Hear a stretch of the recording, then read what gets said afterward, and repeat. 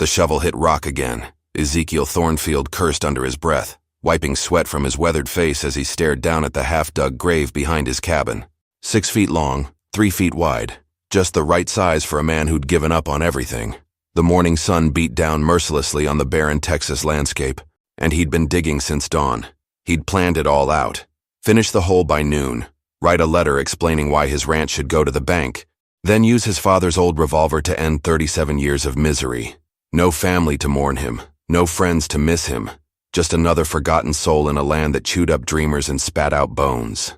The drought had killed his cattle, the bank had threatened foreclosure, his wife had died of fever 2 winters ago, taking their unborn child with her.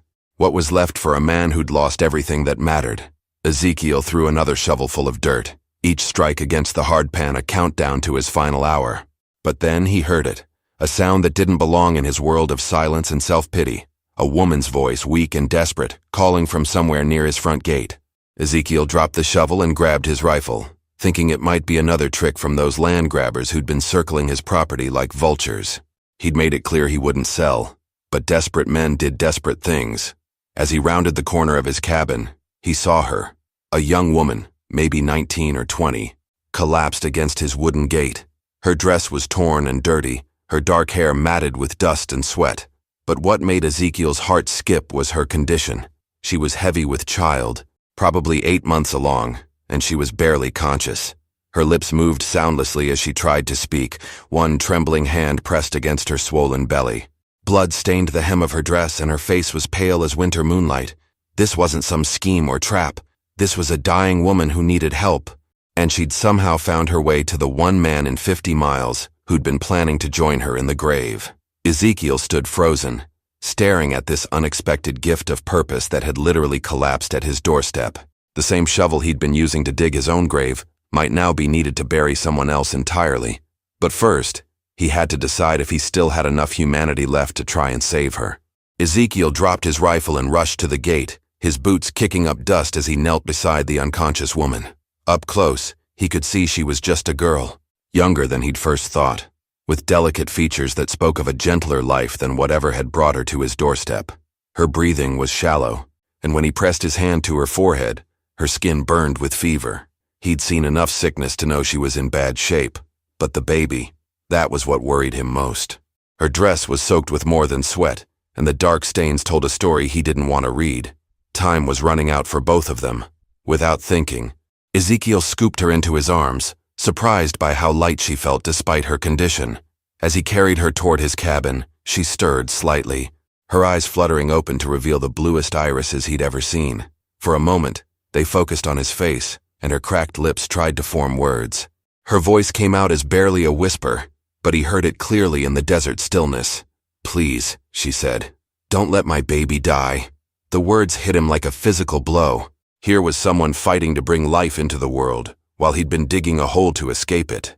The irony wasn't lost on him as he pushed through his cabin door and laid her gently on his bed, the same bed where he'd planned to write his final letter. Ezekiel had delivered foals and calves, but never a human baby. His hands shook as he fetched water from his well and clean cloth from his wife's old sewing basket. The girl's eyes had closed again, but her breathing remained labored, and every few minutes her body would tense with what he recognized as contractions. As he began cleaning the dirt and blood from her face, he noticed something that made his blood run cold. Around her wrist was a thin rope burn, and there were bruises on her arms that looked like finger marks. Someone had tied her up, someone had hurt her, and somehow she'd escaped and made it to his isolated ranch. But that meant whoever had done this to her might be looking for her. Ezekiel glanced toward his windows, suddenly aware that his remote location, which had seemed perfect for ending his life in privacy, might now make him and this girl sitting targets for whoever was hunting her. The girl's hand suddenly gripped his wrist with surprising strength, her eyes opening wide with panic. "They're coming," she whispered urgently. "They said they'd find me no matter where I ran." Ezekiel's mind raced as he processed her words. He'd thought his biggest problem was deciding whether to live or die, but now he had a pregnant girl bleeding in his bed and unknown pursuers potentially heading his way. The half-dug grave behind his cabin suddenly seemed like the least of his worries. He moved to his window and scanned the horizon, looking for dust clouds or movement that might signal approaching riders. The endless stretch of scrubland and mesquite offered good visibility for miles, but it also meant nowhere to hide if trouble came calling. His ranch sat in a natural depression, surrounded by low hills that would give any attacker the high ground. The girl's grip tightened on his wrist, and when he turned back to her, he saw terror in those blue eyes. "My name is Celeste," she said, struggling to sit up despite her condition. "My father, he sold me to a man named Virgil Blackwood, said it was to pay his gambling debts. But Virgil, he's not right in the head." Ezekiel knew that name. Every rancher within 100 miles knew about Virgil Blackwood, a wealthy landowner who controlled most of the water rights in 3 counties. Rumors followed him like vultures, whispers about missing girls and unmarked graves on his property. The kind of man who bought judges and sheriffs the way other men bought cattle. "I was locked in his house for 3 months, Celeste continued, her voice gaining strength as anger replaced fear. "He said the baby was his property, that he'd raise it to be just like him. But when I went into labor early, I ran, stole a horse and rode until it died under me, then walked the rest of the way." That explained the rope burns and bruises. It also explained why she'd picked his ranch. It was the farthest outpost from Blackwood's territory, a place where a desperate woman might hope to find sanctuary. But Ezekiel knew better. Men like Blackwood didn't give up their property easily, especially when that property was carrying his child. A sharp contraction doubled Celeste over, and she cried out in pain. Her water broke, soaking through the blankets onto his mattress. The baby was coming whether they were ready or not, and Ezekiel realized he was about to become responsible for 2 lives instead of ending one. He helped her lie back down, trying to remember everything his wife had told him about childbirth during her pregnancy. But this felt different, wrong somehow. There was too much blood, and Celeste's face was growing paler by the minute. Something was seriously wrong. As if summoned by his fears, the sound of hoofbeats reached his ears. Multiple horses riding hard toward his ranch. Ezekiel grabbed his rifle and moved to the window, his heart sinking as he counted 6 riders cresting the nearest hill. They rode in formation, like men with military training, and at their head was a figure he recognized from wanted posters. Tall, lean, with silver hair and cold eyes that missed nothing. Virgil Blackwood had come to collect his property, and he'd brought enough men to make sure no one stood in his way. Ezekiel's mind raced as he processed her words. He'd thought his biggest problem was deciding whether to live or die, but now he had a pregnant girl bleeding in his bed and unknown pursuers potentially heading his way. The half-dug grave behind his cabin suddenly seemed like the least of his worries. He moved to his window and scanned the horizon, looking for dust clouds or movement that might signal approaching riders. The endless stretch of scrubland and mesquite offered good visibility for miles, but it also meant nowhere to hide if trouble came calling. His ranch sat in a natural depression, surrounded by low hills that would give any attacker the high ground. The girl's grip tightened on his wrist, and when he turned back to her, he saw terror in those blue eyes. "My name is Celeste," she said, struggling to sit up despite her condition. "My father, he sold me to a man named Virgil Blackwood, said it was to pay his gambling debts. But Virgil, he's not right in the head." Ezekiel knew that name. Every rancher within 100 miles knew about Virgil Blackwood, a wealthy landowner who controlled most of the water rights in 3 counties. Rumors followed him like vultures, whispers about missing girls and unmarked graves on his property. The kind of man who bought judges and sheriffs the way other men bought cattle. "I was locked in his house for 3 months, Celeste continued, her voice gaining strength as anger replaced fear. "He said the baby was his property, that he'd raise it to be just like him. But when I went into labor early, I ran, stole a horse and rode until it died under me, then walked the rest of the way." That explained the rope burns and bruises. It also explained why she'd picked his ranch. It was the farthest outpost from Blackwood's territory, a place where a desperate woman might hope to find sanctuary. But Ezekiel knew better. Men like Blackwood didn't give up their property easily, especially when that property was carrying his child. A sharp contraction doubled Celeste over, and she cried out in pain. Her water broke, soaking through the blankets onto his mattress. The baby was coming whether they were ready or not, and Ezekiel realized he was about to become responsible for 2 lives instead of ending one. He helped her lie back down, trying to remember everything his wife had told him about childbirth during her pregnancy. But this felt different, wrong somehow. There was too much blood, and Celeste's face was growing paler by the minute. Something was seriously wrong. As if summoned by his fears, the sound of hoofbeats reached his ears. Multiple horses riding hard toward his ranch. Ezekiel grabbed his rifle and moved to the window, his heart sinking as he counted 6 riders cresting the nearest hill. They rode in formation, like men with military training, and at their head was a figure he recognized from wanted posters. Tall, lean, with silver hair and cold eyes that missed nothing. Virgil Blackwood had come to collect his property, and he'd brought enough men to make sure no one stood in his way. Ezekiel looked at Celeste, her face twisted in agony as another contraction ripped through her small frame. Blood continued to seep into his mattress, and he could see her strength fading with each labored breath. She was dying, and her baby was dying with her. But she was still thinking about protecting an innocent child from becoming a monster. That's when something crystallized in his mind. For months, he'd been focused on his own pain, his own losses, his own reasons to give up. But this girl had every reason to quit. Sold by her father, brutalized by Blackwood, hunted like an animal. And yet she was fighting for her child's future with her last breath. "I promise," he said, and meant it with every fiber of his being. "Your baby will be free." Blackwood's minute was almost up. Ezekiel could hear the men repositioning outside, probably getting ready to storm the cabin from multiple angles. His old military training kicked in as he assessed his options. The cabin was sturdy, built from thick pine logs that would stop most bullets, but it only had 2 windows and 1 door. Easy to defend, but also easy to trap someone inside. Then he remembered something that made his blood run cold: the grave he'd been digging behind the cabin. In the chaos of finding Celeste, he'd left the shovel right there beside the half-finished hole. If Blackwood's men saw it, they'd know exactly what he'd been planning, and they'd use that knowledge against him. "Time's up, Thornfield," Blackwood's voice boomed across the yard. "You made your choice." The first gunshot shattered his front window, sending glass flying across the room. Celeste screamed, not from the gunfire but from another contraction that seemed to tear through her entire body. Ezekiel dropped low and returned fire, his shot taking one of Blackwood's men from his saddle. But as he reloaded, he heard Celeste gasp, and when he looked back, he saw something that changed everything. The baby's head was crowning, finally coming into position after hours of struggle. But Celeste was unconscious now, her body going through the motions while her spirit fought to stay tethered to life. More gunshots peppered the cabin walls. Ezekiel was trapped between 2 impossible situations. If he left Celeste to fight off the attackers, she and the baby would die during delivery. But if he stayed to help with the birth, Blackwood's men would eventually break down the door and kill them all anyway. That's when he heard it, a sound that didn't belong in this moment of violence and death.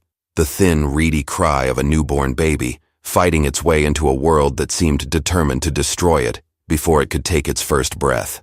The baby was alive, but Celeste lay perfectly still, her eyes closed and her breathing so shallow it was barely visible.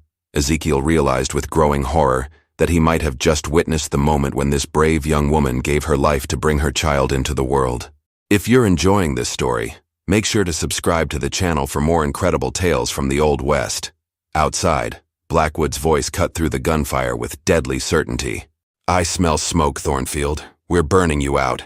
The smell of burning wood confirmed Ezekiel's worst fears. Orange light flickered against the remaining window as flames began to lick at the sides of his cabin. Blackwood's men had torches, and they were systematically setting fire to everything that would burn.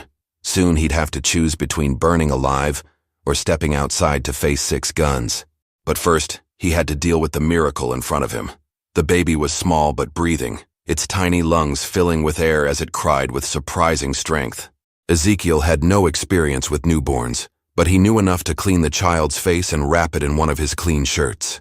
As he lifted the baby, he realized something that made his heart skip. It was a girl, just like her mother. Celeste's eyes fluttered open one last time, focusing on her daughter with a clarity that belied her failing strength. She tried to speak but only managed a whisper. "Rose," she breathed. "Her name is Rose." Then her eyes closed for the final time, and Ezekiel was alone with a newborn baby and a cabin that was quickly becoming a death trap. The flames were spreading faster than he'd expected, and smoke was already making it hard to breathe. Baby Rose seemed to sense the danger, her cries becoming more urgent as the temperature in the room began to rise. Ezekiel wrapped the child more tightly and checked his ammunition.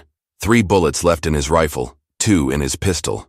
Not nearly enough to fight his way out against 6 men, but maybe enough to give Baby Rose a chance. He thought about the promise he'd made to Celeste, and suddenly, the plan that formed in his mind seemed like the only option left. The back wall of the cabin was already catching fire, but there was still one way out that Blackwood's men might not be watching. The root cellar Ezekiel had mentioned to Celeste had a second entrance behind the cabin, hidden by an old water barrel. If he could get there without being seen, he might be able to circle around and catch them off guard. But that meant leaving Celeste's body in the burning cabin, and something about that felt like a betrayal of everything she'd fought for. This young woman had died protecting her child, and now her final resting place would be a pyre lit by the man who'd tormented her. As if reading his thoughts, Baby Rose opened her eyes and looked directly at him, those same blue eyes that had belonged to her mother, but already showing a strength that reminded him of Celeste's final moments. This child was all that remained of a brave woman's fight for freedom, and Ezekiel would be damned if he let Blackwood turn her into his property. He kissed Celeste's forehead one last time, whispering a prayer for her soul, then cradled Baby Rose against his chest and moved toward the back of the cabin. The heat was becoming unbearable, and he could hear the roof beam starting to crack from the fire above. But as he reached for the door to the root cellar, he heard something that stopped him cold. Footsteps on the cabin's front porch, and Blackwood's voice, much closer now and filled with anticipation. "Don't worry, my dear," the silver-haired man said, apparently talking to someone he thought was still alive inside. "Papa's here to take you and the baby home where you belong. We'll put this unfortunate rebellion behind us and focus on raising my heir properly." Blackwood thought Celeste was still alive, which meant he was about to walk into a burning cabin expecting to find a helpless woman and newborn waiting for rescue. Ezekiel realized this might be his only chance to end this nightmare once and for all, but it would mean using Baby Rose as bait in the most dangerous gamble of his life. Ezekiel made a decision that went against every protective instinct screaming in his head. He positioned himself behind the door, holding Baby Rose close to muffle her cries, and waited. The front door creaked open, and he heard Blackwood's boots on the wooden floor, confident and unhurried. "Celeste, darling," Blackwood called out, his voice sickeningly gentle. "I know you're frightened, but this foolishness ends now.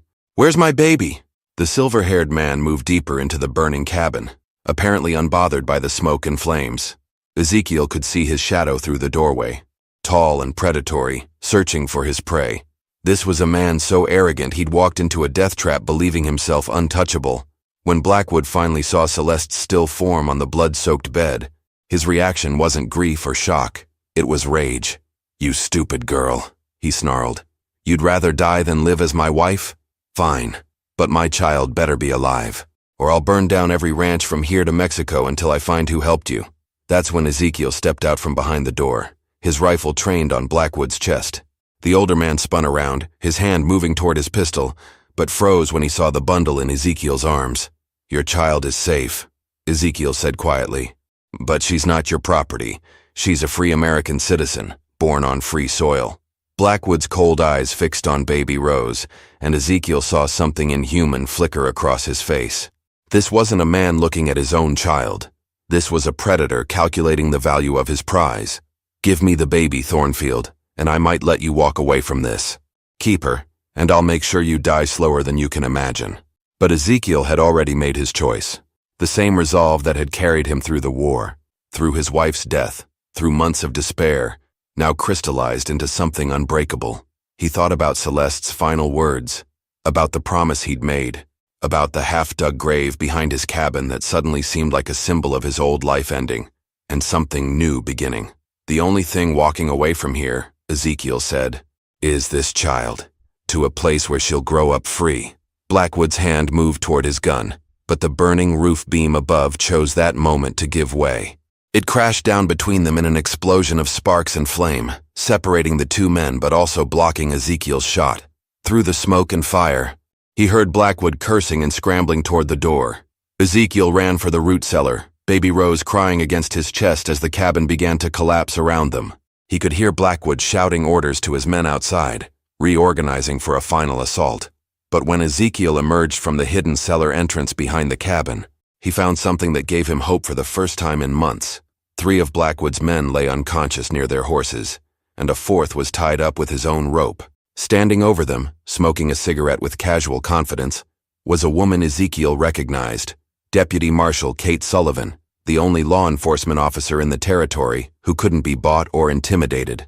"Afternoon, Ezekiel," she said with a slight smile. "Heard there might be some trouble out your way." Kate Sullivan had been tracking Blackwood for 3 months, following a trail of missing women and forged legal documents across 2 territories. When she'd seen the smoke from Ezekiel's cabin, she'd known she'd finally found her target. What she hadn't expected was to arrive in time to witness a man willing to die for a child that wasn't even his. "Celeste sent word before she escaped," Kate explained, as she helped Ezekiel move away from the burning cabin. "Left a message with a sympathetic kitchen girl who got it to me. Been riding hard for 2 days to get here." Behind them, the cabin collapsed completely, sending a pillar of smoke into the desert sky. Blackwood emerged from the wreckage, his expensive clothes singed and his silver hair disheveled, but his eyes still burning with the same cold fury. When he saw Kate's badge, his expression shifted from rage to calculation. "Marshall Sullivan," he said smoothly, straightening his jacket. "Perfect timing. This man has kidnapped my legally adopted daughter and her child. I have the papers right here." Kate didn't even glance at the documents Blackwood pulled from his coat. "Those papers were signed under duress by a father who owed you money. I've got 3 witnesses who'll testify to that, including the girl who died in that fire trying to escape from you." Blackwood's mask slipped for just a moment, revealing the monster underneath. "You can't prove anything, my word against a dead girl's." "Don't need her word," Kate replied. "Got yours. You just admitted she was running from you. That makes this kidnapping, false imprisonment, and now murder." For the first time, Ezekiel saw fear flicker across Blackwood's face. The man who'd terrorized half the territory was finally facing consequences he couldn't buy his way out of. But cornered animals were the most dangerous, and Ezekiel instinctively stepped between Blackwood and Baby Rose. The standoff lasted only seconds, but it felt like hours. Then Blackwood made his move, drawing his pistol with surprising speed for a man his age. But Kate had been ready for this moment for months, and her shot took him center mass before he could clear leather. Virgil Blackwood crumpled to the ground, his reign of terror ending in the dust of a poor rancher's yard. As he lay dying, his eyes fixed on Baby Rose one last time, and Ezekiel saw something that might have been regret flicker across his features before the light faded completely. In the sudden silence that followed, Baby Rose stopped crying and opened her blue eyes, looking up at the 3 adults who now stood guard over her future. Kate smiled down at the child, then looked at Ezekiel with something like respect. "So what now?" she asked. "This little one needs a home, and last I heard, you were planning to leave this world permanently." Ezekiel looked down at Rose, thinking about the promise he'd made to her mother, and the grave he'd started digging that morning. It seemed like a lifetime ago that he'd been ready to give up on everything. Now he was holding the most precious thing in the world, a chance to honor a brave woman's sacrifice and raise her daughter to be everything Celeste had dreamed she could be. "That grave behind the cabin," he said quietly. "I think I'll finish digging it, but not for me. Celeste deserves a proper burial, somewhere peaceful where her daughter can visit when she's older." Kate nodded approvingly. "And after that?" Ezekiel looked out at his drought-stricken land, his ramshackle buildings, his uncertain future. 6 hours ago it had all seemed worthless. Now it looked like the perfect place to raise a little girl who would grow up knowing that freedom was worth fighting for, that good people sometimes appeared when you needed them most, and that even in the darkest moments, there was always a chance for something beautiful to be born. "After that," he said, adjusting Baby Rose in his arms as she yawned and settled against his chest, "we start building a life worth living." The sun was setting over the Texas hills, painting the sky in shades of gold and crimson. Somewhere in that vast landscape, other stories were unfolding, other lives were hanging in the balance, other choices between hope and despair were being made. But here, in this moment, a broken man had found purpose, an innocent child had found safety, and justice had finally caught up with evil. As Kate helped him gather supplies for the journey to town, where Rose would need proper medical care and he would need to start the legal process of adoption, Ezekiel realized something profound. The same shovel he'd used to dig what he thought would be his grave had instead helped him bury his old life and uncover something infinitely more valuable, the chance to be the father his own father had never been, to a daughter who would never know the man who'd tried to claim her, but would grow up knowing the man who'd chosen to save her. Now click on that video on the screen to hear another incredible story from the Old West about a mysterious stranger who rode into town with a secret that changed everything. You won't believe what happens next. Click now.